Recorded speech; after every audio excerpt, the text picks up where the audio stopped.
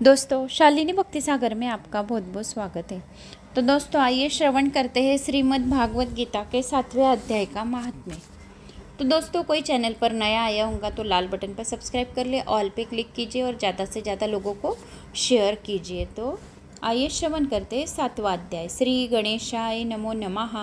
पितृपक्ष में रोज 7वें अध्याय का भी श्रवण पठन किया तो भी पितृ हमारे प्रसन्न होते हैं और पितरों को मोक्ष की प्राप्ति होती है। सबसे ज़्यादा महत्वपूर्ण 7वां ही अध्याय है।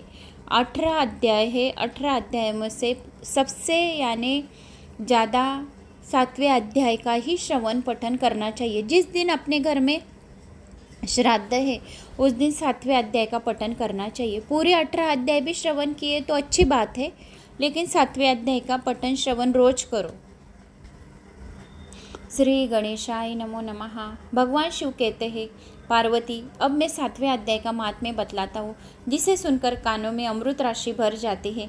पाटलिपुत्र नामक एक दुर्गम नगर है, जिसका गोपुर द्वार बहुत ही ऊंचा है। उस नगर में शंकर्ण नामक एक ब्राह्मण रहता था। उसने वैश्य वृत्तिका का आश्रय लेकर बहुत धन कमाया, किंतु न तो कभी पितरों का तर्पण किया और न देवताओं का पूजन ही। वह धनोपार्जन में तत्पर होकर राजाओं को ही भोज दिया करता था। एक समय की बात है, उस ब्राह्मण ने अपना चौथा विवाह करने के लिए पुत्रों को और बंधुओं के साथ यात्रा की और मार्ग में आधी रात में समय जब वह सो रहा था, एक सर्प ने कहीं से आकर उसकी बाह में काट लिया। उसके काटते ही ऐसी अवस्था हो गई कि मणि मंत्र और औषधि आदि से उसके शरीर की रक्षा असाध्य जान पड़ी। तत्पश्चात कुछ ही क्षणों में उसके प्राण पखेरु उड़ गए। फिर बहुत समय के बाद वह प्रेत सर्प योनि में उत्पन्न हुआ। उसका चित्त धन की वासनाओं में बंधा था। उसने पूर्व वृत्तांतों को स्मरण करके सोचा, मैंने जो घर के बाहर करोड़ों की संख्या में अपना धन गाड़ रखा है, उससे इन पुत्रों को वंचित करके स्वयं ही उसकी रक्षा करूंगा। एक दिन सांप की योनि से पीड़ित होकर पिता ने स्वप्न में अपने पुत्रों को समक्ष आकर अपना मनोभाव बताया। तब उसके निरंकुश पुत्रों ने सवेरे उठकर बड़े विस्मय के साथ एक दूसरे से स्वप्न की बातें कही। उनमें से मझला पुत्र कुदाल हाथ में लिए घर से निकला और जहाँ उसके पिता सर्प योनि धारण करते रहते थे उस स्थान पर गया।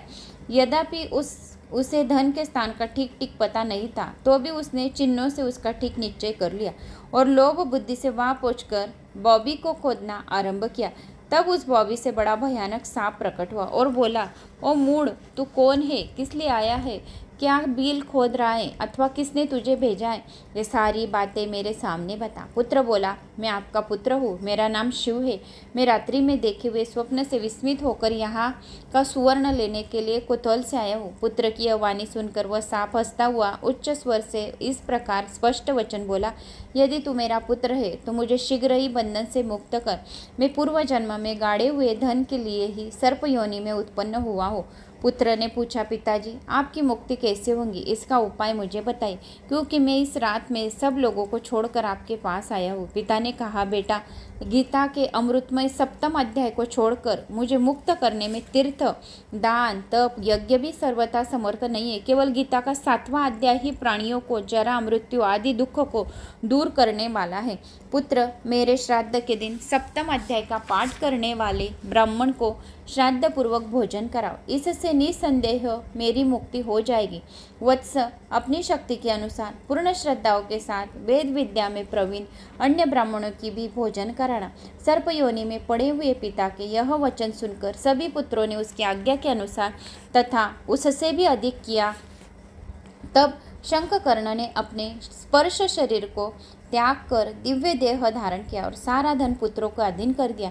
पिता ने करोड़ों की संख्या में जो धन बांट कर दिया था, उससे वे सदाचारी पुत्र बहुत ही प्रसन्न हुए। उनकी बुद्धि धर्म में लगी हुई थी, इसीलिए उन्होंने बावली, कुआं, पोखरा, यज्ञ तथा देव मंदिर के लिए उस धन का उपयोग किया और अन्नशाला भी बनवाई। तत्पश्चात 7वें अध्याय का सदा जप करते हुए उन्होंने मोक्ष प्राप्ति किया।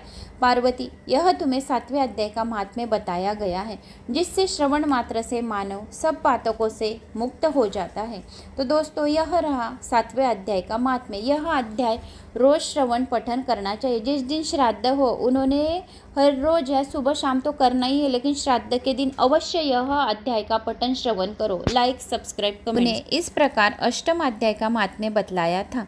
दक्षिण में दर्कपुर नामक एक प्रसिद्ध नगर है। वहाँ भाव शर्मा नामक एक ब्राह्मण रहता था, जिसने वेश्यों की पत्नी बनाकर रखा था और वह मांस खाता, मदिरा पीता, श्रेष्ठ पुरुषों का धन चुराता, पराई स्त्री से व्यभिचार कराता और शिकार खेलने में दिलचस्पी रखता था। वह बड़े भयानक स्वभाव का था और मन में बड़े बड़े हौसले रखता था। एक दिन मदिरा पीने वाले का समाज जुटा था।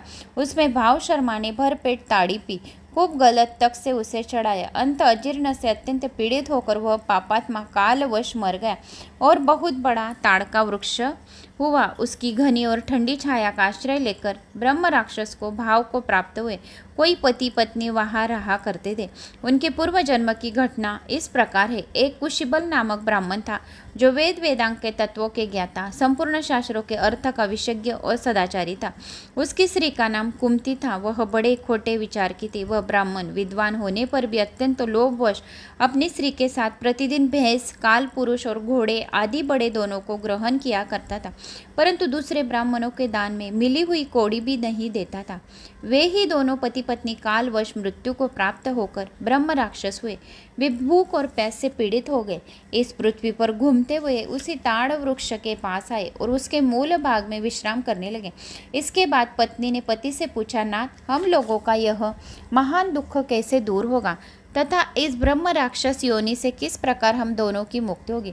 तब उस ब्राह्मण ने कहा, ब्रह्म विद्या के उपदेश, अध्यात्मक तत्व का विचार और कर्म विधि के ज्ञान बिना किस प्रकार संकट से छुटकारा मिल सकता है? यह सुनकर पत्नी ने पूछा कि तद ब्रह्म किम अध्यात्म की कर्म पुरुषोत्तम। पुरुषोत्तम वह ब्रह्म क्या है, अध्यात्म क्या है और कर्म कौन सा है? उसकी पत्नी इतना कहते ही जो आश्चर्य की घटना घटित हुई उसको सुनो। उपयुक्त वाक्य गीता के 8वें अध्याय का आधा श्लोक था। उसके श्रवण से वह वृक्ष उस समय ताड़ के रूप को त्याग कर भाव शर्मा नामक ब्राह्मण हो गया। तत्काल ज्ञान होने से विशुद्ध चित्त होकर वह पाप के चोले से मुक्त हो गया तथा उस आधे श्लोक के ही महात्म्य से वे पति पत्नी मुक्त हो गए। उनके मुख से दैवात ही 8वें अध्याय का आधा श्लोक निकल पड़ा। तदनंतर आकाश से एक दिव्य विमान आया और वो दोनों पति पत्नी उस विमान पर आरूढ़ होकर स्वर्ग लोक को चले गए। वहाँ का ये सारा वृत्तांत अत्यंत आश्चर्यजनक था। उसके बाद उस बुद्धिमान ब्राह्मण भाव शर्मा ने आदरपूर्वक उसे आधे श्लोकों को लिखा और देवदेव जनार्दन आराधना करने की इच्छा से वह मुक्तिदायिनी काशीपुरी में चला गया।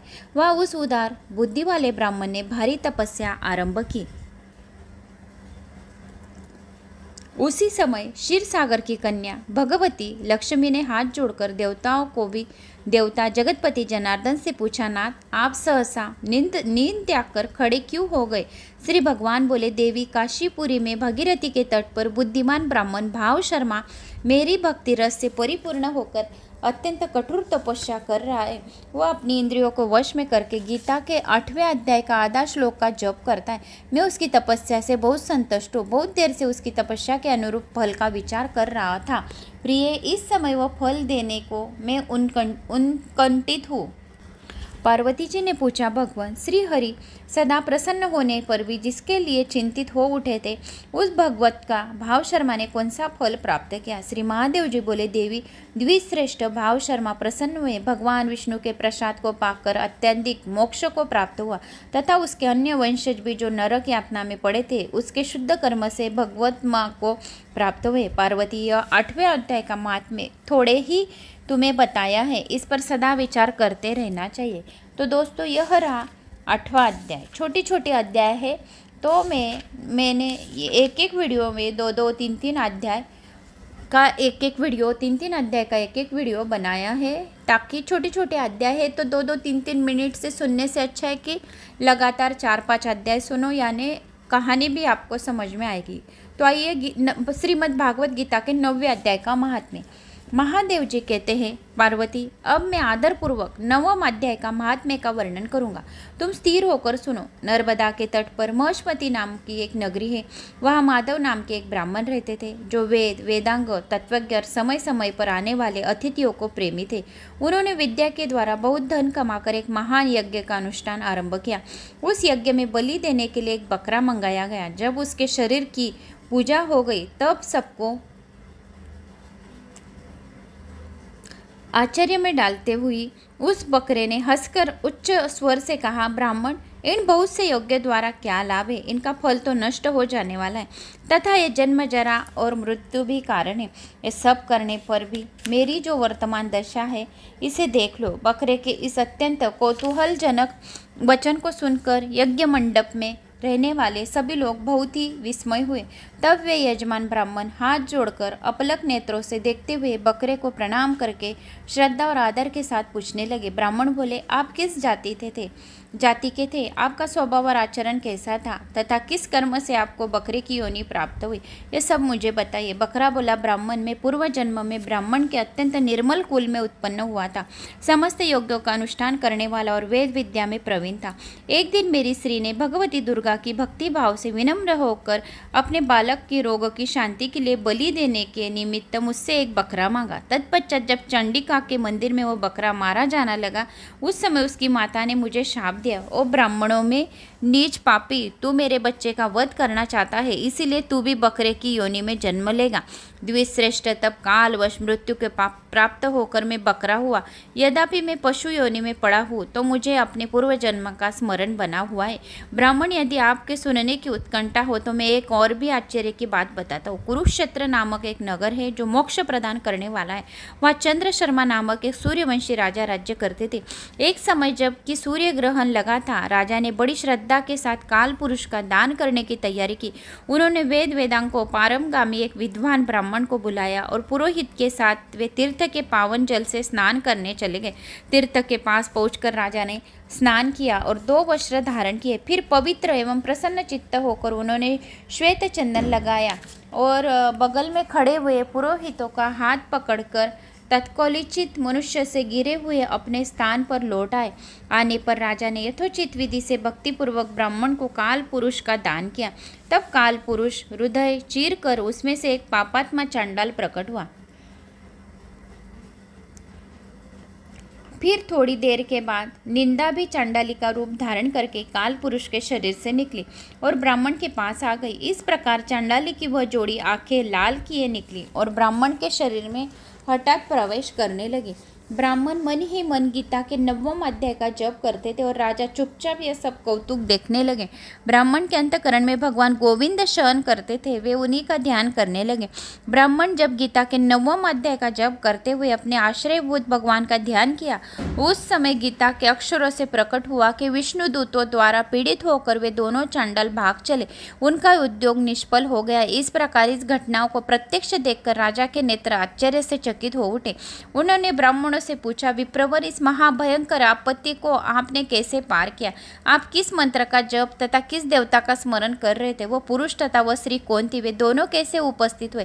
फिर वे शांत कैसे हुए? ये सब मुझे बतलाइए। ब्राह्मण ने कहा, राजन, चांडाल का रूप धारण करके भयंकर पाप ही प्रकट हुआ था तथा वह श्री निंदांग की साक्षात मूर्ति थी और मैं इन दोनों को ही ऐसा ही समझता हूँ। उस समय में गीता के 9वें अध्याय के मंत्रों की माला जप करता था। उसी का महात्म्य है कि सारा संकट दूर हो गया। जो भी 9वें अध्याय का पठन श्रवण करता है उसके सारे संकट दूर होता है। मैं नित्य ही गीता के 9वें अध्याय का जप करता हूँ।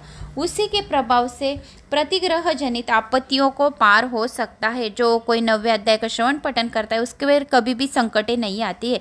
ये सुनकर राजा ने उसी ब्राह्मण से गीता के 9वें अध्याय का अभ्यास किया। फिर वे दोनों ही परम शांति मोक्ष को प्राप्त हो गए। यह कथा सुनकर ब्राह्मण बकरे को बंधन से मुक्त कर दिया और गीता के 9वें अध्याय का अभ्यास से परम गति को प्राप्त हुआ। जो कोई 9वें अध्याय का पठन श्रवण करता है वो परम गति को प्राप्त होता है। तो दोस्तों, यह रहा 9वां अध्याय। अभी हम 10वां अध्याय सुनेंगे। तो दोस्तों, वीडियो पसंद आए तो लाइक सब्सक्राइब अवश्य कीजिए। तो आइए श्रवण करते हैं भागवत गीता के 10वें अध्याय का महात्म्य। दोस्तों, शालिनी भक्ति सागर में आपका बहुत बहुत स्वागत है। तो दोस्तों आइए श्रवण करते हैं श्रीमद् भागवत गीता के 10वें अध्याय का महात्म्य। अभी तक हमने 9 अध्याय श्रवण कर चुके हैं। तो 9 अध्यायों में क्या क्या था, कौन सा अध्याय कब सुनना चाहिए, कितना श्लोक सुनना चाहिए, कौन से मंत्र का जाप करना चाहिए, अभी तक मैंने आपको सारी जानकारी दी है। तो आइए कुछ उपाय पितृपक्ष में करें तो उससे भी हमारे घर के नकारात्मक ऊर्जा और पितृदोष दूर होगा। तो दोस्तों पितृपक्ष में यह उपाय अवश्य करें तो पितृ हो जाएंगे प्रसन्न। पितृपक्ष के दौरान पूर्वजों को खुश करने के लिए कुछ खास उपाय बताती हूँ जिनकी मदद से आप अपने पितरों को संतुष्ट कर उनका आशीर्वाद प्राप्त कर सकते। तो आइए जानते पितृपक्ष में किए जाने वाले कुछ खास उपाय। हर साल लोग पितृपक्ष के दौरान अपने पितरों का तर्पण आदि कर उन्हें संतुष्ट करने का प्रयास करते हैं। ऐसा करने से पितरों का आशीर्वाद बना रहता है, साथ ही जीवन की कठिनाइयाँ कम हो जाती। हिंदू धर्म में पितृपक्ष को बहुत महत्व दिया गया है। इस साल पितृपक्ष 17 सितंबर से आरंभ हो रहा है और 2 अक्टूबर को इसका समापन हो जाएगा। हिंदू पंचांग के अनुसार 17 सितंबर को ऋषि मुनियों के नाम से तर्पण किया जाता है। वही 18 सितंबर से पिंडदान, ब्राह्मण भोजन, तर्पण, दान जैसे कार्य किए जाएंगे। इस दौरान यदि आप अपने पूर्वजों को खुश करके उनका आशीर्वाद प्राप्त करना चाहते तो आपको पितृपक्ष के दौरान कुछ खास उपाय करने चाहिए। इन उपाय की मदद से आप पितरों को संतुष्ट कर सकते हैं। साथ ही इन उपायों को करने से पितृदोष भी आपका दूर हो जाएगा। पितृपक्ष के दौरान श्रद्धापूर्वक तर्पण और पिंडदान आदि करने से पितृ प्रसन्न होंगे। श्राद्ध पक्ष में पंचबली कर्म अर्थात देव, पीपल, गाय, कुत्ते, कौवे को अन्न जल अर्पित करें। पंचबली यानी देवों को पीपल, गाय, कुत्ते और कौवे, पंचबली इन्हें कहते हैं, अन्न जल अर्पित करें। ऐसा करने से पितृदेव प्रसन्न होते हैं। इसके अलावा चींटी और मछलियों को भी आप अन्न खिलाना चालू कर दीजिए। श्राद्ध पक्ष में 10 तरह के दान किए जाते हैं। कौन कौन से? इसमें जूते, चप्पल, वस्त्र, छाता, काला तिल, घी, गुड़, धान्य नामक चांदी, स्वर्ण, गोभूमि। आप चाहे तो केवल आटा, नमक, गुड़, घी और शक्कर का भी दान कर सकते। पितृपक्ष के दौरान ब्राह्मण भोज भी कराना चाहिए। इस दिन पेट भरकर भोजन कराकर उन्हें दक्षिणा दी जाती है। पक्ष के दौरान प्रतिदिन अपने द्वार पर पितरों का नाम का एक दीपक जरूर जलाना चाहिए। अपने द्वार पर प्रतिदिन अपने पितरों का नाम का एक दीपक अवश्य जलाना चाहिए। ऐसे करने से पितृदोष कम होता है। आप यह दिया दक्षिण दिशा में पितरों के निमित्त 2, 5, 11 या 16 दीपक भी जला सकते हैं। यह दिया गैलरी में भी जलाया जा सकता है। इसके अलावा प्रतिदिन पीपल के पेड़ के पास भी दीपक जलाया जा सकता है अपने पितरों का नाम लेकर। इस दौरान पितृ सूक्त या गीता का पाठ, गीता महात्म्य, भागवत गीता अवश्य सुननी चाहिए 16 दिन तक। श्राद्ध पक्ष में 16 दिन तक गीता का पाठ करना बहुत ही शुभ माना जाता है। आप चाहे तो संपूर्ण गीता का पाठ करके भी पितरों का आशीर्वाद प्राप्त कर सकते हैं। अगर आपने 18 पाठ किए तो आपको संपूर्ण पितरों का आशीर्वाद मिल गया ऐसा समझो। पितरों को मुक्ति प्रदान का मार्ग दिखाने के लिए गीता के 2 और 7वें अध्याय का पाठ जरूर करना चाहिए। गुड़ घी को मिलाकर सुगंधित धूप दिखाए और जब तक यह जले तब तक ओम पितृदेवताभ्यो नमः, ओम पितृदेवताभ्यो नमः का जाप करें और इसी मंत्र की आहुति भी दे। पितृपक्ष के दौरान भगवान विष्णु सहित इन दिव्य पितरों को भी पूजा करनी चाहिए। कौन कौन से? जैसे यमराज, सोम, काव्यवाड़नल, अर्यमा, अग्निश्व, बहिर्पद, चित्रगुप्तजी, सोमसद, अग्निश्वात, सोमप, रश्मि, बहिर्पद, आजप्य, उपदूत, श्राद्धभूक, आयंतुन, नांदीमुख, आदित्य, वसु, रुद्र तथा दोनों अश्विनी कुमार आदि सर्व पितृ अमावस्या के दिन औधर्य दैहिक संस्कार, पिंडदान, तर्पण, सपिंडीकरण, अशौचादि निर्णय, श्राद्ध, एकादश कर्म, विपाक आदि कर्मों के द्वारा पापों का विधान का प्रायश्चित के बारे में बताया गया है। इसके साथ साथ एक उपाय यह भी है कि परिवार के सभी सदस्यों से बराबर मात्रा में सिक्का लेकर घर के उन्हें मंदिर में दान करें। ऐसा करने से भी पितरों को मोक्ष मिलेगी और पितर प्रसन्न होंगे। तो यह रहे 10 उपाय। मैंने आपको इस वीडियो के माध्यम से 10 उपाय बताए हैं। तो आइए 10 उपाय, आप कोई भी एक उपाय कर सकते हैं। 10 किए तो बहुत अच्छी बात है। तो 10वें अध्याय को शुरुआत करते हैं श्रीमद् भागवत गीता की। श्री गणेशाय नमो नमः। भगवान शिव कहते हैं, सुंदरी अब तुम 10वें अध्याय के महात्म्य को सुनो और कथा सुनो। जो स्वर्ग रूपी और दुर्गम जाने के लिए सुंदर सोपान प्रभाव की चरम सीमा है। काशीपुरी में धीर बुद्धि नाम से विख्यात एक ब्राह्मण था जो मुझ में प्रिय नंदी के समान भक्ति रखता था। वह पावन कीर्ति के अर्जन में तत्पर रहने वाला, शांत चित्त और हिंसा, कठोरता एवं दुस्साह से दूर रहने वाला था। जितेंद्रिय होने के कारण वह निवृत्ति मार्ग में ही स्थित रहता था। उसने वेद रूपी समुद्र का पार पा लिया था। वह संपूर्ण शास्त्रों के तात्पर्यों का ज्ञाता था। उसका चित्त सदा मेरे ध्यान में संलग्न रहता था। वह मन को, अंतरात्मा को लगाकर सदा आत्म तत्व को साक्षात्कार किया करता था। अंत जब वह चलने लगता तब मैं प्रेमवश उसके पीछे दौड़ दौड़ कर उसे हाथ का सहारा देता रहता था। और ऐसे ही भगवान इस प्रकार, भला किसने आपका दर्शन किया होगा? इस महात्मा ने कौन सा तप, होम अथवा जप किया है? स्वयं आप ही पद पद पर इसके हाथ का सहारा देते चलते हैं। भीडरीटी की यह प्रश्न सुनकर मैंने इस प्रकार उत्तर देना आरंभ किया।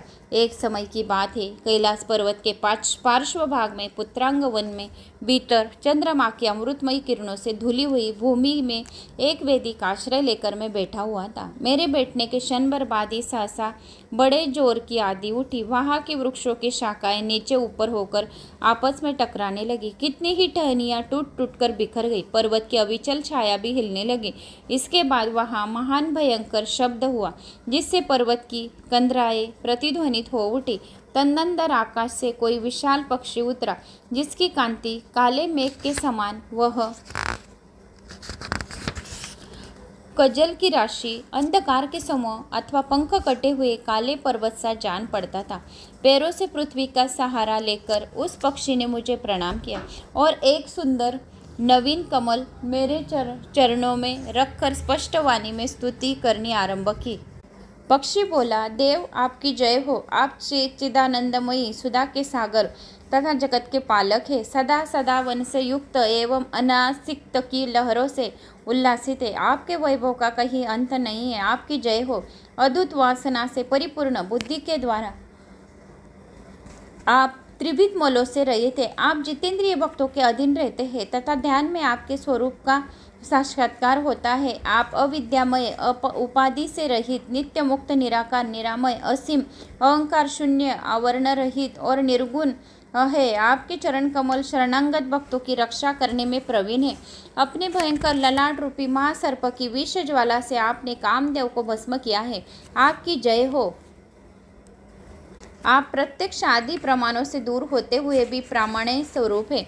आपको बार बार नमस्कार है। चैतन्य के स्वामी तथा त्रिभुवन रूपधारी आपको प्रणाम है। मैं श्रेष्ठ योगियों द्वारा चुंबित आपके उन चरण कमलों की वंदना करता हूँ जो अपार भव पाप के समुद्र से पार उतारने में अद्भुत शक्तिशाली है।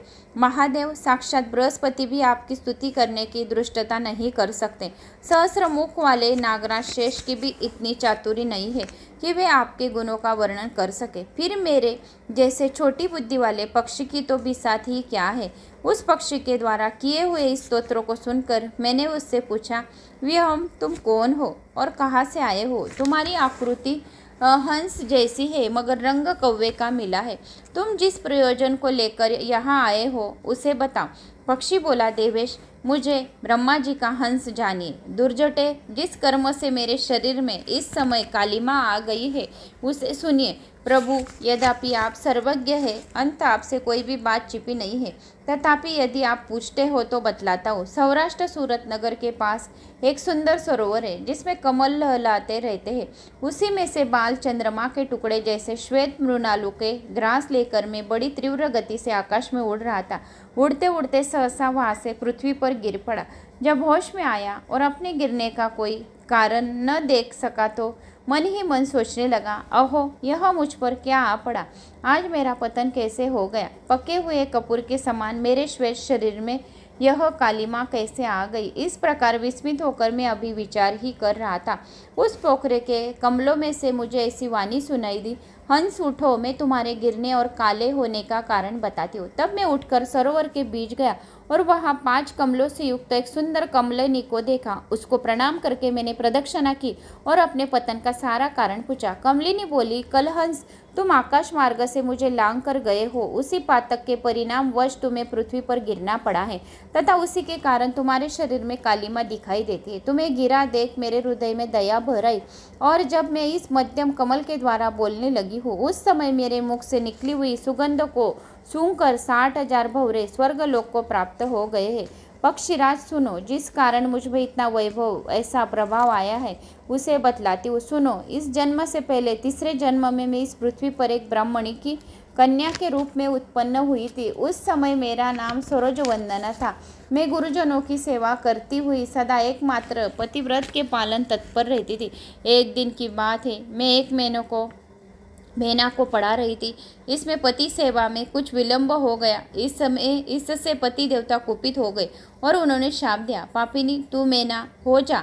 मरने के बाद यद्यपि मैं मैना ही हुई, तथापि पतिव्रत्य से प्रसाद से मुनियों के ही घर में मुझे आश्रय मिला। किसी मुनि कन्या ने मेरा पालन पोषण किया। मैं जिनके घर में थी वे ब्राह्मण प्रतिदिन प्रातःकाल विभूति योग नाम से प्रसिद्ध गीता के 10वें अध्याय का पाठ करते थे और मैं उस पापहारी अध्याय को सुना करती थी।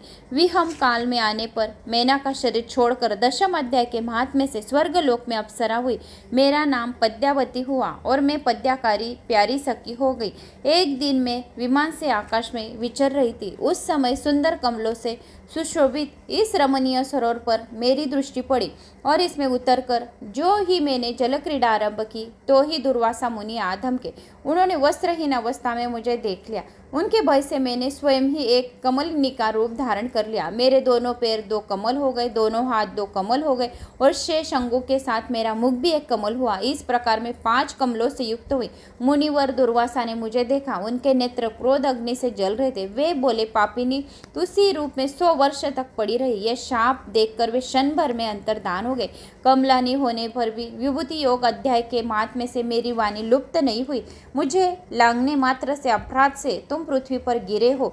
पक्षीराज यहाँ खड़े हुए तुम्हारे सामने आज मेरी शाप की निवृत्ति हो रही, क्योंकि आज भी वर्ष पूरे हो गए, 100 वर्ष पूरे हो गए। मेरे द्वारा गाए जाते हुए उस उत्तम अध्याय को तुम भी सुन लो।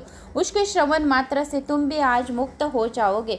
यो होकर पद्मिनी ने स्पष्ट एवं सुंदर वाणी में 10वें अध्याय का पाठ किया और वह मुक्त हो गई। उसे सुनने के बाद उसी से दिए हुए इस उत्तम कमल को लाकर मैंने आपको अर्पण किया है। इतनी कथा सुनकर उस पक्षिणी ने अपना शरीर त्याग दिया। यह एक अद्भुत सी घटना हुई और वही पक्षी अब 10वें अध्याय के प्रभाव से ब्राह्मण कुल में उत्पन्न हुआ। जन्म से ही अभ्यास होने के कारण शैवास्त से ही इससे मुख से सदा गीता के 10वें अध्याय का उच्चारण हुआ करता था। 10वें अध्याय का अर्थ चिंतन का यह परिणाम हुआ है कि सब भूतों में स्थित शंख चक्राधारी भगवान विष्णु का सदा ही दर्शन करता रहता है। इसकी स्नेहपूर्ण दृष्टि जब किसी के देहधारी के शरीर पर पड़ जाती तब वह चाहे शराबी हो, ब्रह्म हत्यारा हो, क्यों न हो, वह मुक्त हो जाता है। जो कोई 10 अध्याय श्रवण पठन कर लेता है उस पर भगवान विष्णु की कृपा प्राप्त होती है तथा पूर्व जन्म में अभ्यास किए हुए 10वें अध्याय के महात्म्य से इसको दुर्लभ तत्व ज्ञान प्राप्त होता है तथा इसके जीवन मुक्ति पा सकती है। यह रास्ता चलने लगता है तो मैं इससे हाथ का सहारा दिया रहता है। बूढ़ रड़ित ये सब 10वें अध्याय की ही महिमा का वर्णन है। पार्वती, इस प्रकार मैंने बुंगरिटी के सामने जो पापनाशक कथा कही थी वही यहाँ तुमसे कहता हूँ।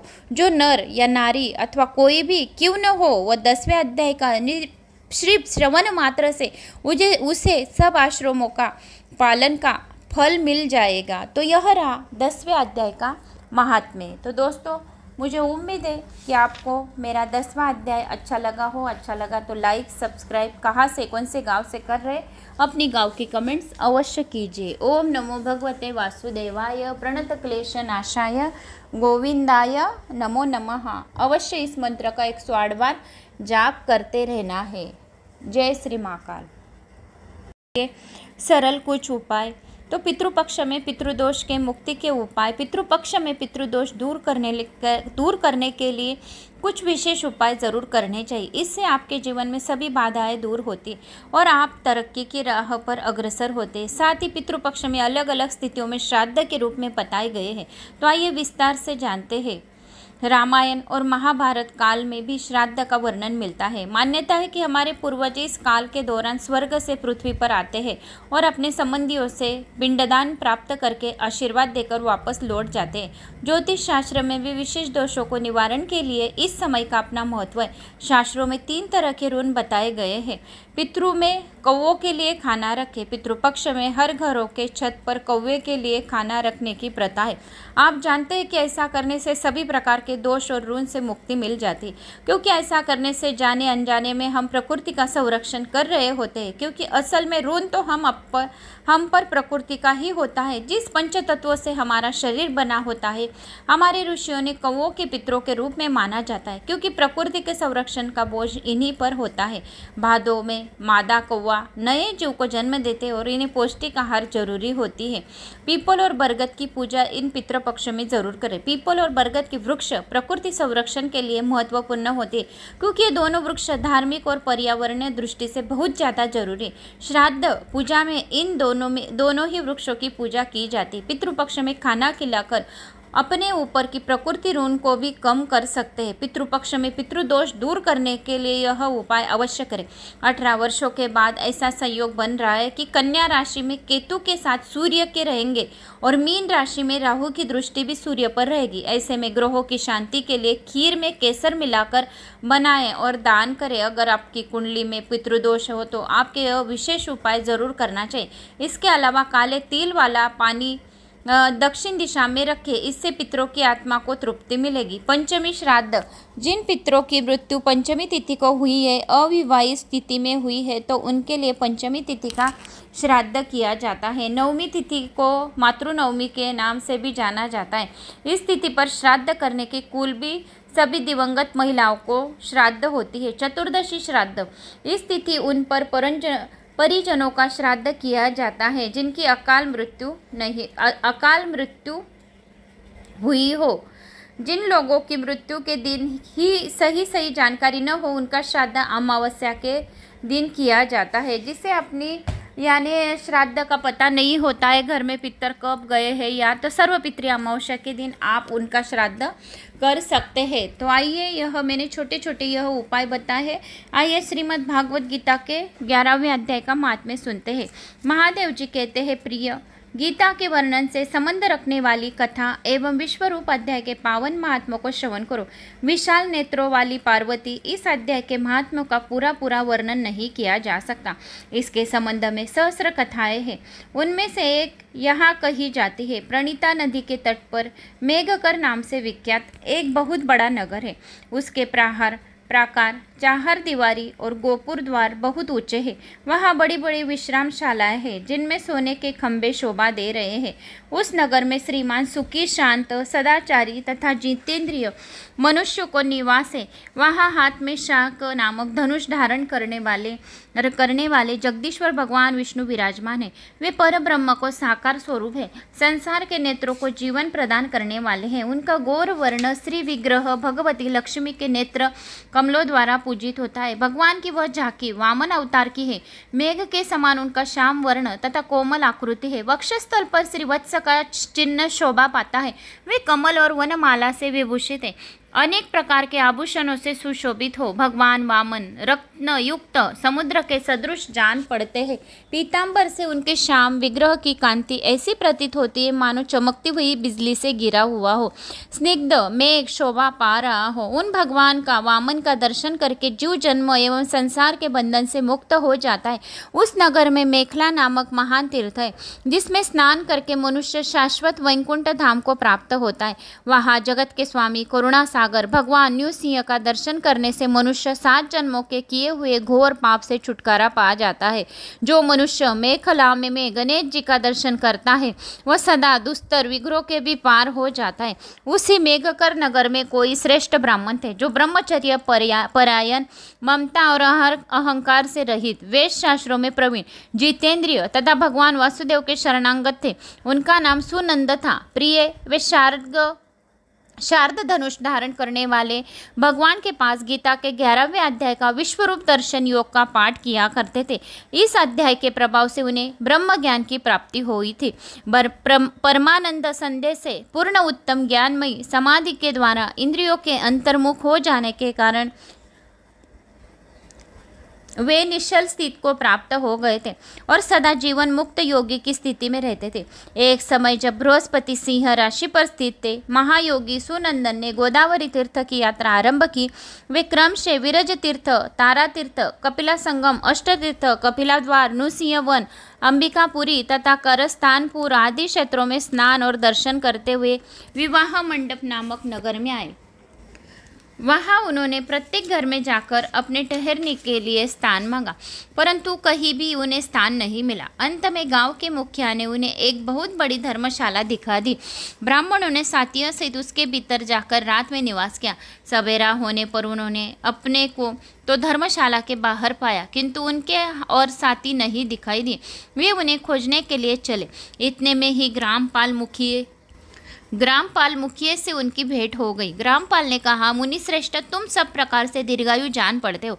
सौभाग्यशाली तथा पुण्यवान पुरुषों में तुम सबसे पवित्र हो। तुम्हारे भीतर कोई लोकोत्तर प्रभाव विद्यमान है। तुम्हारे साथी कहाँ गए और कैसे इस भवन में बाहर हुए, इसका पता लगाओ। मैं तुम्हारे सामने इतना ही कहता हूँ कि तुम्हारे जैसा तपस्वी मुझे दूसरा कोई नहीं दिखाई देता। विप्रवर, तुम्हें किस महामंत्र का ज्ञान है, किस विद्या का आश्रय लेते हो तथा किस देवता की दया से तुम्हें अलौकिक शक्ति आ गई है। भगवान, कृपा करके इस गांव में रहो। मैं तुम्हारी सब सेवा शुश्रूषा करूँगा। यूँ कहकर ग्रामपाल ने मुनीश्वर सुनंदन को अपने गांव में ठहरा लिया। वह दिन रात बड़ी भक्ति से उनकी सेवा टहल करने लगा। जब 7-8 दिन बीत गए, तब एक दिन प्रातःकाल आकर वह बहुत दुखी हो गया। महात्मा के सामने रोने लगा और बोला, हाय, आज रात में राक्षस ने मुझे भाग्यहीन के बेटे को चबा लिया है। मेरा पुत्र बड़ा ही गुणवान और भक्तिवान था। ग्रामपाल के इस प्रकार कहने पर योगी सुनंदन ने पूछा, कहाँ है वह राक्षस और किस प्रकार उसने तुम्हारा पुत्र का भक्षण किया है? ग्रामपाल बोला, ब्राह्मण, इस नगर में एक बड़ा भयंकर नरभक्षी राक्षस रहता है। वह प्रतिदिन आकर इस नगर के मनुष्य को खा लिया करता था। तब एक दिन समस्त नगरवासियों ने मिलकर उससे प्रार्थना की, राक्षस, तुम हम सब लोगों की रक्षा करो। हम तुम्हारे लिए भोजन की व्यवस्था किए देते हैं। यहाँ बाहर के जो पथिक रात में आकर नींद लेने लगे, उनको खा जाना। इस प्रकार नागरिक मनुष्य ने गांव के मुझ मुखिया द्वारा इस धर्मशाला में भेजे हुए पथिती को ही राक्षस का आहार निश्चित किया। अपने प्राणों की रक्षा के लिए उन्हें ऐसा करना पड़ा। तुम भी अन्य राहगीरों के साथ इस घर में आकर सोए थे, किंतु राक्षस ने उन सबको तो खा लिया, केवल तुम्हें छोड़ दिया। द्विजोत्तम, तुम में ऐसा क्या प्रभाव है, इस बात का तुम ही जानते हो। इस समय मेरे पुत्र का एक मित्र आया था, किंतु मैं उसे पहचान न सका। वह मेरे पुत्र का बहुत ही प्रिय था, किंतु अन्य राहगीरों के साथ उसे भी मैंने उसी धर्मशाला में भेज दिया। मेरे पुत्र ने जब सुना कि मेरा मित्र भी उसमें प्रवेश कर गया है, तब वह उसे वहाँ से ले आने के लिए गया, परंतु राक्षस ने उसे भी खा लिया। आज सवेरे मैंने बहुत ही दुखी होकर उस पिशाच से पूछा, ओ दुष्टात्मा, तूने रात में मेरे पुत्रों को भी खा लिया। तुम्हारे पेट में पड़ा हुआ मेरा पुत्र जिससे जीवित हो सके, ऐसा कोई उपाय यदि हो तो बता। राक्षस ने कहा, ग्रामपाल, धर्मशाला के भीतर घुसे हुए तुम्हारे पुत्र ने न जानने के कारण मैंने भक्षण किया है। अन्य पाथितियों के साथ तुम्हारा पुत्र भी अनजाने में ही मेरा ग्रास बन गया है। वह मेरे उदर में जिस प्रकार जीवित और रक्षित रह सकता है, वह उपाय स्वयं विधाता ने ही कर दिया है। जो ब्राह्मण सदा गीता के 11वें अध्याय का पाठ करता हो, उसके प्रभाव से मेरी मुक्ति होगी और मेरे हुए पुनः जीवन प्राप्त होगा। यहाँ कोई ब्राह्मण रहते हैं जिनके मैंने एक दिन धर्मशाला से बाहर कर दिया था। वह निरंतर गीता के 11वें अध्याय का जप करता है। इस अध्याय के मंत्र से 7 बार अभिमंत्रित करके यदि वह मेरे ऊपर जल का छिटा दे, निसंदेह मेरे शाप से उद्धार हो जाएगा। इस प्रकार उस राक्षस का संदेश पाकर मैं तुम्हारे निकट आया हूँ। ब्राह्मण ने पूछा, ग्रामपाल, जो रात में सोए हुए मनुष्य को खाता है, वो प्राणी किस पाप से राक्षस हुआ है? ग्रामपाल बोला, ब्राह्मण, पहले इस गांव में कोई किसान ब्राह्मण रहता था। एक दिन वह अग्निह के खेत की क्योरी की रक्षा करने में लगा था। वहां से थोड़ी दूर पर एक बहुत बड़ा गिद्ध किसी राही को मार कर खा रहा था। उसी समय एक तपस्वी कहीं से आ निकले जो उसी राही को बचाने के लिए दूर से ही दया दिखाते आ रहे थे। गिद्ध उस राही को खाकर आकाश में उड़ गए। तब तपस्वी ने कुपित होकर उस किसान से कहा, ओ दुष्ट हलवाए, तुझे धिक्कार है, तू बड़ा ही कठोर और निर्दयी है। दूसरे की रक्षा से मुंह मोड़कर केवल पेट पालने के धंधे में लगा है। तेरा जीवन नष्ट प्राय है। अरे जो चोर, दाढ़ वाले जीव, सर्प, शत्रु, अग्नि, विष, जल, गिद्ध, राक्षस, भूत तथा बेताल आदि के द्वारा घायल हुए मनुष्य की शक्ति होते हुए भी उपेक्षा करता है, वह उनके वध का फल पाता है। जो शक्तिशाली होकर भी चोर आदि के चंगुल में फंस गए ब्राह्मणों को छुड़ाने की चेष्टा नहीं करता, वह घोर नरक में पड़ता है और पुन्ना भेड़ियों की योनि में जन्म लेता है। जो वन में मारे जाते हुए तथा गृध्र और व्याघ्र की दृष्टि में पड़े हुए जीव की रक्षा के लिए छोड़ो छोड़ो की पुकार करता है, वह परम गति को प्राप्त होता है। जो मनुष्य गौओं की रक्षा के लिए व्याघ्र, भील तथा दुष्ट राजाओं के हाथ से मारे जाते हुए भगवान विष्णु के परम पद को पाते, जो योगियों के लिए भी दुर्लभ है। सहस्र अश्वमेघ और 100 वाजपेय यज्ञ मिलकर शरणागत रक्षा की 16वीं कला के बराबर भी नहीं हो सकती। दीन तथा भयभीत जीव उपेक्षा करने से पुण्यवान पुरुष भी समय आने पर कुंभीपाक नामक नरक में पकाया जाता है। तूने दुष्ट गिद्धों के द्वारा खाए जाते हुए राही को देखकर उसी बचाने में समर्थ होते हुए भी जो इसकी रक्षा नहीं की, इससे तू निर्दयी जान पड़ता है। अंत तू राक्षस हो जा। हलवाहा बोला, महात्मन, मैं यहाँ उपस्थित अवश्य था, किंतु मेरे नेत्र बहुत देर से खेत की रक्षा में लगे थे। अंत पास होने पर भी गिद्ध के द्वारा मारे जाते हुए इस मनुष्य को मैं नहीं जान सका। अंत मुझ दिन पर आपको अनुग्रह करना चाहिए। तपस्वी ब्राह्मण ने कहा, जो प्रतिदिन गीता के 11वें अध्याय का जप करता है उस मनुष्य को द्वारा अभिमंत्रित जल सब तुम्हारे मस्तक पर पड़ेगा। इस समय तुम शाप से छुटकारा मिल जाएगा। यह कहकर तपस्वी ब्राह्मण चले गए और वह हलवाई राक्षस हो गया। अत्य द्विज श्रेष्ठ, तुम चलो और 11वें अध्याय से तीर्थ का जल अभिमंत्रित करो, फिर अपने ही हाथ से उस राक्षस के मस्तक पर उसे छिड़क दो। ग्रामपाल की सारी प्रार्थना सुनकर ब्राह्मण का हृदय करुणा से भराया। वे बहुत अच्छा कहकर उसके साथ राक्षस के निकट गए। वे ब्राह्मण योगी थे। उन्होंने विश्वरूप दर्शन नामक 11वें अध्याय से जल अभिमंत्रित करके उस राक्षस के मस्तक पर डाल दिया। गीता के 11वें अध्याय के प्रभाव से वह शाप से मुक्त हो गया। उसने राक्षस देह का परित्याग करके चतुर्भुज रूप धारण कर लिया था। उसने जिन सहस्त्र पतितों का भक्षण किया था वे भी शंख चक्र गदा धारण किए हुए करो और मोक्ष के लिए शंख चक्र गदाधार के लिए चतुर्भुज रूप हो गए। तत्पश्चात वे सभी विमान पर आरूढ़ हुए। इतने में ही ग्रामपाल ने राक्षस से कहा, निशाचर, मेरा पुत्र कौन है, उसे दिखाओ। उसके यो कहने पर दिव्य बुद्धि वाले राक्षस ने कहा, यो जो तमाल के समान श्याम, 4 भुजाधारी, माणिक्यमय, मुकुट से सुशोभित तथा दिव्य मणियों के बने हुए, कुंडलों से अलंकृत है, हार पहनने के कारण जिनके कंधे मनोहर प्रतीत होते, जो सोने के भुजबंधों से विभूषित, कमल के समान नेत्र वाले, स्त्रीगंध रूप तथा हाथ में कमल लिए हुए हैं, दिव्य विमान पर बैठकर देव तत्वों को प्राप्त हो चुके हैं, इन्हीं को अपना पुत्र समझो। यह सुनकर ग्रामपाल ने उसी रूप में अपने पुत्र को देखा और उसने अपने घर ले जाना चाहा। यह देख उसका पुत्र हंस पड़ा और इस प्रकार कहने लगा। पुत्र बोला, ग्रामपाल, कई बार तुम भी मेरे पुत्र हो चुके हो। पहले मैं तुम्हारा पुत्र था, किंतु अब देवता हो गया हूँ। इन ब्राह्मण देवताओं के प्रसाद से वैकुंठ धाम को जाऊंगा। देखो, यह निशाचर भी चतुर्भुज रूप को प्राप्त हो गया है। 11वें अध्याय के महात्म्य से सब लोगों के साथ श्री विष्णु धाम को जा रहे। अंत तुम भी इन ब्राह्मण देव से गीता के 11वें अध्याय का अध्ययन करो और निरंतर उसका जप करते रहो। इसमें संदेह नहीं है कि तुम्हारी भी ऐसी ही उत्तम गति होगी। तात मनुष्यों के लिए साधु पुरुषों को संग सर्वथा दुर्लभ है, वही भी इस समय तुम्हें प्राप्त है। अंत अपना अभिष्ट सिद्ध करो। धन, भोग, दान, यज्ञ, तपस्या और पूर्व कर्मों से क्या लेना है। विश्व रूप अध्याय के पाठ से ही परम कल्याण की प्राप्ति हो जाती है। पूर्णानंद संदोह स्वरूप श्री कृष्ण नामक ब्रह्मा के मुख से कुरुक्षेत्र में अपने मित्र अर्जुन के प्रति जो अमृतमय उपदेश निकला था वही श्री विष्णु का परम तात्विक रूप है। तुम उसी का चिंतन करो। वह मोक्ष के लिए प्रसिद्ध रसायन है। संसार भय से डरे हुए मनुष्य को आदि व्याधि का विनाशक तथा अनेक जन्म से दुखों का नाश करने वाला है। मैं उसके सिवा दूसरे किसी को साधन को ऐसा नहीं देखता। अंत उसी का अभ्यास करो। श्री महादेव जी कहते योग कर वह सबके साथ श्री विष्णु का परम धाम को चले गए। तब ग्रामपाल ने ब्राह्मण के मुख से उस अध्याय का पढ़ा। फिर वे दोनों ही उसके महात्म्य से विष्णु धाम को चले गए। पार्वती, इस प्रकार तुम्हें 11वें अध्याय के महात्म्य की कथा सुनाई है। इसके श्रवण मात्र से महान पातकों का नाश दूर हो जाता है। तो दोस्तों, यह रहा 11वां अध्याय।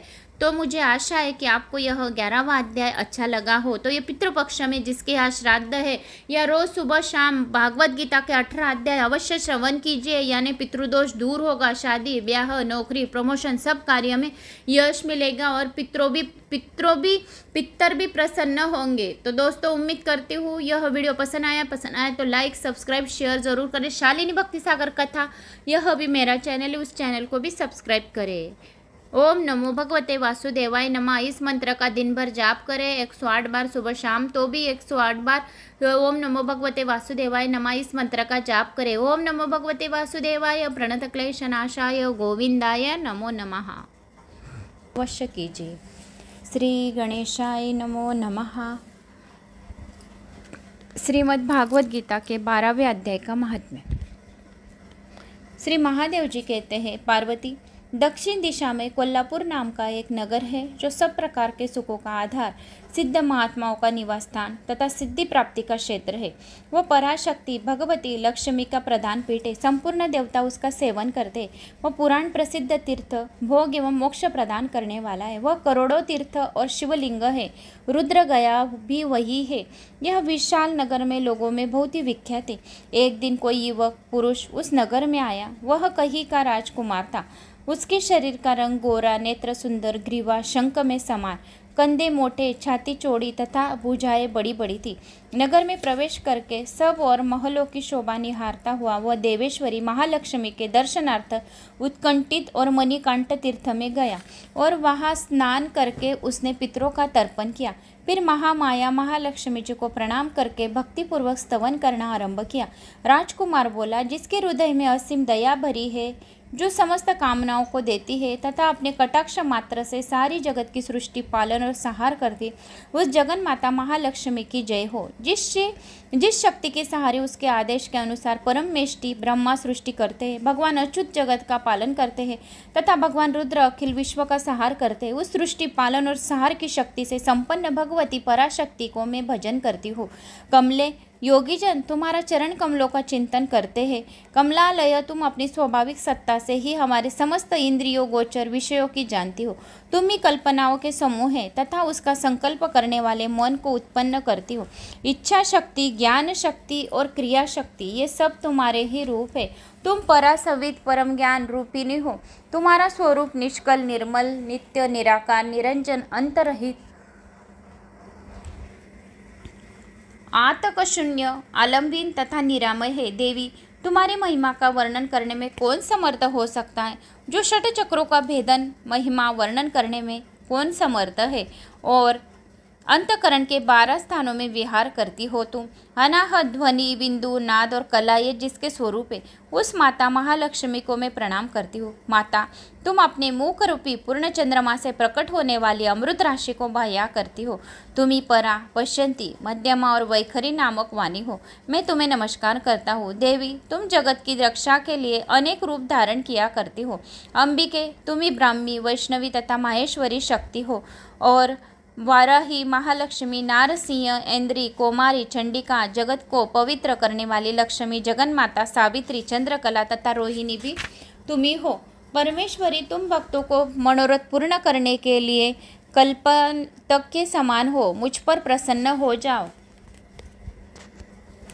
उसके इस प्रकार स्तुति करने पर भगवती महालक्ष्मी अपना साक्षात स्वरूप धारण करके बोली, राजकुमार, मैं तुमसे प्रसन्न हूँ। तुम कोई उत्तम वर मांगो। राजपुत्र बोला, माँ, मेरे पिता राजा बृहदत्त अश्वमेघ नामक महान यज्ञ का अनुष्ठान कर रहे थे। वे देवयोग से रोगग्रस्त होकर स्वर्गगामी हो गए। इस बीच में यूप में बंधे हुए मेरे यज्ञ संबंधी घोड़ों को, जो समूची पृथ्वी की परिक्रमा करके लौटा था, किसी ने रात्रि में बंधन काटकर कहीं अन्य पहुंचा दिया। उसी की खोज में मैंने कुछ लोगों को भेजा था, किंतु वे कहीं भी उसका पता न पाकर जब खाली हाथ लौट आए, तब मैं सब ऋतुजों से आज्ञा लेकर तुम्हारी शरण में आया हूँ। देवी, यदि तुम मुझ पर प्रसन्न हो तो मेरे यज्ञ का घोड़ा मुझे मिल जाए, जिससे यज्ञ पूर्ण हो सके। तभी मैं अपने पिता महाराज का ऋण उतार सकूंगा। शरणागतों पर दया करने वाली जगत जननी लक्ष्मी, जिससे मेरा यज्ञ पूर्ण हो वह उपाय करो। भगवती लक्ष्मी ने कहा, राजकुमार, मेरे मंदिर के दरवाजे पर एक ब्राह्मण रहते हैं जो लोगों में सिद्ध समाधि के नाम से विख्यात है। वे मेरी आज्ञा से तुम्हारा सब काम पूरा कर देंगे। महालक्ष्मी के इस प्रकार कहने पर राजकुमार उस स्थान पर आए जहाँ सिद्ध समाधि रहते थे। उनके चरणों में प्रणाम करके राजकुमार चुपचाप हाथ जोड़ खड़े हो गए। तब ब्राह्मणों ने कहा, तुम्हें माताजी ने यहाँ भेजा है। अच्छा देखो, अब मैं तुम्हारा सारा अभिष्ट कार्य सिद्ध करता हूँ। यो कहकर मंत्रवेता ब्राह्मण ने सब देवताओं को वही खींचा। राजकुमार ने देखा, उस समय सब देवता हाथ जोड़े थरथर कांपते हुए वहाँ उपस्थित हो गए। तब उन श्रेष्ठ ब्राह्मणों ने समस्त देवताओं से कहा, देवगण, इस राजकुमार का अश्व जो यज्ञ के लिए निश्चित हो चुका था, रात में देवराज इंद्र ने चुरा कर अन्यत्र पहुंचा दिया है, उसे शीघ्र ले आओ। तब देवताओं ने मुनि के कहने से यज्ञ घोड़ा लाकर दे दिया। इसके बाद उन्होंने उन्हें जाने की आज्ञा दी। देवताओं का आकर्षण देखकर तथा खोए हुए अश्व को पाकर राजकुमार ने मुनि को चरणा में प्रणाम करके कहा, महर्षि, आपका यह सामर्थ्य आश्चर्यजनक है। आप ही ऐसा कार्य कर सकते हैं, दूसरा कोई नहीं। ब्राह्मण, मेरी प्रार्थना सुनिए। मेरे पिता राजा बृहदत्त अश्वमेध यज्ञ का अनुष्ठान आरंभ करके देवयोग से मृत्यु को प्राप्त हो गए। अभी तक उनका शरीर तपाए हुए तेल में सुखाकर मैंने रख छोड़ा है। साधु श्रेष्ठ, आप उन्हें पुनः जीवित कर दीजिए। यह सुनकर महामुनि ब्राह्मणों को किंचित मुस्कुराकर कहा, चलो, जहाँ यज्ञ मंडप में तुम्हारे पिता मौजूद है, चले। तब सिद्ध समाधि ने राजकुमार के हाथ वहां जाकर जल अभिमंत्रित किया और उसे उस शव के मस्तक पर रखा। उसके रखते ही राजा सचेत होकर उठ बैठे। उन्होंने ब्राह्मण को देखकर पूछा, धर्मस्वरूप, आप कौन है? तब राजकुमार ने महाराज से पहले का सारा हाल कह सुनाए। राजा ने अपने को पुनः जीवन दान देने वाले ब्राह्मण को नमस्कार करके पूछा, ब्राह्मण, किस पुण्य से आपको यह अलौकिक शक्ति प्राप्त हुई है? उनके योग कहने पर ब्राह्मण ने मधुर वाणी में कहा, राजन, मैं प्रतिदिन आलस्य रहित होकर गीता के 12वें अध्याय का जप करता हूँ। उसी से मुझे यह शक्ति मिली है जिससे तुम्हें जीवन प्राप्त हुआ है। यह सुनकर ब्राह्मणों सहित राजा ने उन वर्षित गीता के 12वें अध्याय का अध्ययन किया। उसके महात्मा से उन सब की सद्गति हो गई और दूसरे दूसरे जीव उसके पाठ करके परम मोक्ष को पा गए। तो यह रहा 12वें अध्याय का महात्म्य। तो दोस्तों, उम्मीद करती हूँ आपको 12वें अध्याय का महात्म्य पसंद आया होगा। पसंद आया तो एक वीडियो को लाइक, चैनल को सब्सक्राइब अवश्य कीजिए। ओम नमो भगवते वासुदेवाय नमः कमेंट्स बॉक्स में अवश्य कीजिए। शेयर करने को भूलिए मत। जय श्री। ये तो 13वें अध्याय का महात्म्य आज हम इस वीडियो के माध्यम से सुनने वाले हैं। आप लोगों ने बहुत सारी कमेंट्स की कि दीदी मराठी में भागवत गीता सुनाइए, तो मराठी में संक्षिप्त भागवत गीता आ जाएगी। 700 श्लोक की है वो संक्षिप्त वाली, वो भी आ जाएगी। अभी हम पितृपक्ष की यह अध्याय सुन रहे ताकि कि अपने घर से पितृदोष नष्ट हो। और रोज़ पीपल के वृक्षों को जल चढ़ा रहे हैं ना? कौन कौन चढ़ा रहा है अवश्य कमेंट्स करें। ओम नमो भगवते का वासुदेवाय नमः का कौन कौन जाप कर रहा है कमेंट्स करें अपना नाम लेके कि दीदी मेरा नाम ये, मैं रोज़ ओम नमो भगवते वासुदेवाय नमः इस मंत्र का उठते बैठते सुबह शाम ओम नमो भगवते वासुदेवाय नमः इस मंत्र का जाप कर रही हूँ। कमेंट्स करके बताइए कौन कौन आप जाप कर रहे।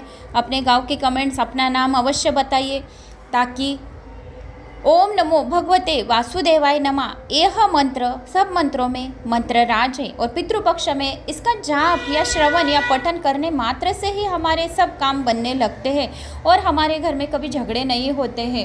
इसीलिए हमें ओम नमो भगवते वासुदेवाय नमः श्रवण मात्र से सभी पापों से मुक्ति मिलती है, वैकुंठ लोक की प्राप्ति होती है। इसीलिए यह मंत्र राज है। और काली तिल अगर दिया जला रहे उसमें काली तिल जरूर अर्पित करें। पानी चढ़ा रहे पीपल के वृक्ष को, जल चढ़ा रहे उसमें भी काली तिल अवश्य चढ़ाए, शहद शक्कर अवश्य चढ़ाए। चिटियों को खाना दे यानी उनका खाना क्या रहता है? शक्कर। यह चिटियों का खाना है। जो कोई पीपल के वृक्ष के पास काली चिटी आती उसको अगर खाना भोजन देता है तो करोड़ों लोगों को भोजन देने के समान होता है। इसीलिए एक श्रीफल लेना, श्रीफल को छेद कर लेना ऊपर से और वहाँ पर आपको शक्कर भरना है और वह एक चावल का दाना हथेली पे लेना और मटके के पास आपको दिया लगाना है। सुबह 10:30 बजे, 10:30 बजे पितरों का टाइम रहता है, स्थान रहता है। मटका यह पितरों का स्थान है, परिंदा यह पितरों का स्थान है। तो वहाँ से जो मटके के पास आप दिया लगाया है वही मटके पे पास आप हथेली पर एक चावल का दाना लेना, 5 बार स्वदा स्वदा स्वदा स्वदा ऐसे बोलना, और उसके बाद वह चावल का दाना अपने घर के शिवलिंग पर समर्पित कर देना। और जो मटके के पास आपने दिया लगाया है वही मटके के पास में वही मटके में से आपको 1 लोटा जल भरना है और शिवलिंग पर अर्पित करना है। कैसा भी पितृदोष हो घबराना नहीं, सब 15 दिन में ही आपका पितृदोष दूर होगा। तो आइए, कोई नया आया होगा चैनल पर तो लाल बटन पर सब्सक्राइब कर ले ताकि सबसे पहले नोटिफिकेशन आपको मिलेगी। कमेंट्स बॉक्स में अपनी गांव के कमेंट्स ओम नमो भगवते वासुदेवाय नमः कमेंट्स कुछ भी अवश्य करिए। तो श्रवण करते हैं 13वें अध्याय का महात्म्य। श्री गणेशाय नमो नमः। श्री महादेव जी कहते हैं, पार्वती अब 13वें अध्याय की अगाध महिमा का वर्णन सुनो। उसको सुनने से तुम बहुत प्रसन्न होंगी। दक्षिण दिशा में तुंडभद्रा नाम की एक बहुत बड़ी नदी है। उसके किनारे हरिहर नामक रमणीय नगर बसा हुआ है।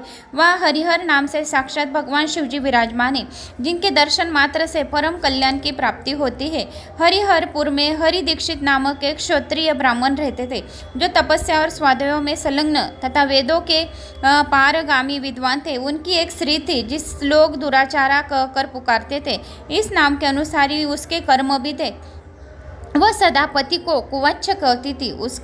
उसने कभी भी उनके साथ शयन नहीं किया। पति से संबंध रखने वाले जितने लोग घर पर आते हैं उन सबको डांट बताती और स्वयं कामनोक्त होकर निरंतर व्यभिचारियों के साथ रमन करती थी। एक दिन नगर के इधर उधर आते जाते हुए पूर्ववासियों से भरा देख उसने निर्जन एवं दुर्गम वन में अपने लिए संकेत स्थान बना लिया। एक समय रात में किसी काम को न पाकर वह घर के किवाड़ खोल नगर से बाहर संकेत स्थान पर चली गई। उस समय उसका चित्त काम से मोहित हो रहा था। वह एक एक कुंज में तथा प्रत्येक वृक्ष के नीचे जाकर किसी प्रियतम की खोज करने लगी, किंतु उन सभी स्थानों पर उसका परिश्रम व्यर्थ गया। उस प्रियतम का दर्शन नहीं हुआ। तब वह उस वन में नाना प्रकार की बातें कहकर विलाप करने लगी। चारों दिशाओं में घूमकर वियोग जनित विलाप करती हुई उस स्त्री की आवाज सुनकर कोई सोया हुआ बाघ जाग उठा और उछलकर उस स्थान पर पहुंचा जहां वो रो रही थी। इधर वह भी उसे आते देख किसी प्रेमी की आशंका से उसने सामने खड़ी होने के लिए ओट से बाहर निकल आई। उस समय व्याघ्र ने आकर उसे नखरूपी बाणों के प्रहार से पृथ्वी पर गिरा दिया। इस अवस्था में वह कठोर वाणी में चिल्लाती हुई पूछ बैठी, अरे बाघ, तू किस लिए मुझे मारने को यहाँ आया है? पहले इन सारी बातों को बता दे, फिर मुझे मारना। उसकी बात सुनकर प्रचंड पराक्रमी व्याघ्र क्षण भर के लिए उस अपना ग्रास बनाने से रुक गया और हंसता हुआ सा बोला, दक्षिण देश में मलापह नामक एक नदी है। उसके तट पर मुनिपर्णा नगरी बसी हुई है। वहाँ पंचलिंग नाम से प्रसिद्ध साक्षात भगवान शंकर का निवास है और उसी नगर में मैं ब्राह्मण कुमार होकर रहता था। नदी के किनारे अकेला बैठा रहता था। जो यज्ञ के अधिकारी नहीं है उन लोगों से भी यज्ञ कराकर उनका अन्न खाया करता था। इतना ही नहीं, धन के लोभ में मैं सदा अपने वेद पाठ के फलों को भी बेचा करता था। मेरा लोभ यहाँ तक बढ़ गया था कि अन्य भिक्षाओं को गालियाँ देकर हटा देता और स्वयं दूसरों को ही नहीं देने योग्य धन भी बिना दिए ही हमेशा ले लिया करता था। ऋण लेने के बहाने में सब लोगों को छला करता था। तदनंतर कुछ काल व्यतीत होने पर मैं बूढ़ा हुआ। मेरे बाल सफ़ेद हो गए, आंखों से सूझता न था और मुंह के सारे दांत गिर गए। इतने पर ही मेरी दान लेने की आदत नहीं छूटी। पर्व आने पर प्रतिग्रह के लोभ से मैं हाथ में कुश लिए तीर्थ के समीप चला जाया करता था। तत्पश्चात जब मेरे सारे अंग शिथिल हो गए तब एक बार मैं कुछ धूर्त ब्राह्मणों के घर पर मांगने खाने के लिए गया। उसी समय पर मेरे पैर में कुत्ते ने काट लिया। तब मैं मूर्छित होकर क्षण भर में पृथ्वी पर गिर पड़ा। मेरे प्राण निकल गए। उसके बाद मैं इसी व्याघ्र योनि में उत्पन्न हुआ। तब से इस दुर्गम वन में रहता हूँ तथा अपने पूर्व पापों को याद करके कभी धर्मिष्ठ महात्मा यदि साधु पुरुष तथा सती स्त्रियों को मैं नहीं खाता। पापी, दुराचारी तथा कुल्टा स्त्रियों को ही मैं अपना भक्ष्य बनाता हूँ। अंत उल्टा होने के कारण तो अवश्य ही मेरा ग्रास बनेगी। यो कहकर वह अपने कठोर नखों से उसके शरीर के टुकड़े टुकड़े करके खा गया। इसके बाद यमराज के दूत उस पापिनी को संयमनीपुरी ले गए। वहाँ यमराज की आज्ञा से उन्होंने उन अनेकों को बार उसे विष्ठा, मूत्र और रक्त से भरे हुए भयानक कुंड में गिराए। करोड़ों कल्पांत तक उसमें रखने के बाद उसने वहाँ से ले आया और 100 मनवन तक रो नरक में रखा। फिर चारों ओर मुंह करके दीन भाव से रोती हुई उस पापिनी को वहाँ से खींचकर धनाना नामक नरक में गिरा दिया। उसके समय उसके केश खुले हुए थे और शरीर भयानक दिखाई देता था। इस प्रकार घोर नरक यातना भोग चुकने पर भी वह महापापिनी इस लोक में आकर चांडाल योनि में उत्पन्न हुई। चांडाल के घर में प्रतिदिन बढ़ती हुई वह पूर्व जन्म के अभ्यास से पूर्ववत पापों में प्रवृत्त रही। फिर उसे कोढ़ या राज्य शम का रोग हो गया, नेत्रों में पीड़ा होने लगी। फिर कुछ काल के पश्चात वह पुनः अपने निवास स्थान हरिहरपुर को गई, जहाँ भगवान शिव के अंतपुर की स्वामिनी जम्बिका देवी विराजमान है। वहाँ उसने वासुदेव नामक एक पवित्र ब्राह्मण का दर्शन किया, जो निरंतर गीता के 13वें अध्याय का पाठ करता था। उस ब्राह्मण के दर्शन के कारण से ही उस चांडाल को शरीर से ही मुक्ति हो गई। उसके मुख से गीता का पाठ सुनते ही वो जो ब्राह्मण था वो निरंतर गीता के 13वें अध्याय का पाठ करता था और गीता के पाठ सुनते ही वो चांडाल के शरीर से मुक्ति हो गई और दिव्य देह धारण करने के बाद स्वर्ग में चली गई। तो दोस्तों यह रहा 13वां अध्याय। जो कोई 13वां अध्याय का श्रवण पठन करता है तो चांडाल जैसे शरीर तो मुक्ति हो ही जाती है, तो हम लोगों की तो क्या ही बात है। अगर हम लोगों ने श्रवण किया कर भी लिया तो भी हमें वैकुंठ लोक की प्राप्ति होगी, नरक यातनाएं नहीं होंगी। नरक ये नरक और वो नरक हमें नहीं मिलेगा, ताकि हम रोज इन्हें श्रवण पठन कर रहे, पुराणों का श्रवण कर रहे, महात्मा जो कुछ महात्मा है उनका श्रवण पठन कर रहे, इसीलिए हमें नरक यातनाएं हो ही नहीं सकती। तो यह रहा हमारा भागवत गीता का 13वां अध्याय। अभी हम श्रीमद् भागवत गीता के 14वें अध्याय का महात्म्य सुनेंगे। दोस्तों शालिनी भक्ति सागर में आपका बहुत बहुत स्वागत है। तो आइए श्रवण करते श्रीमद् गीता के भागवत गीता के 14वें अध्याय का महात्म्य। अभी तक हमने 13 महात्म्य श्रवण कर लिए होंगे, तो आज हम 14वें महात्म्य का अध्याय श्रवण करने वाले हैं।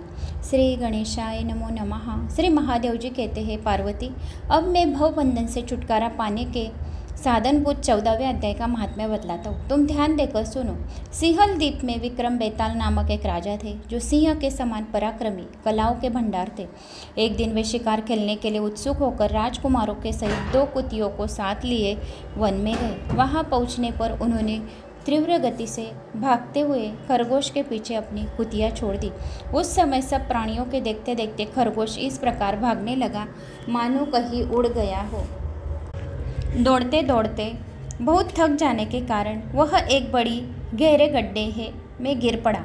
गिरने पर भी वह कुतियों के हाथ नहीं आया और उस स्थान पर जा पहुंचा जहां का वातावरण बहुत ही शांत था। वहाँ हरिण निर्भय होकर सब और वृक्ष की छाया में बैठे रहते थे।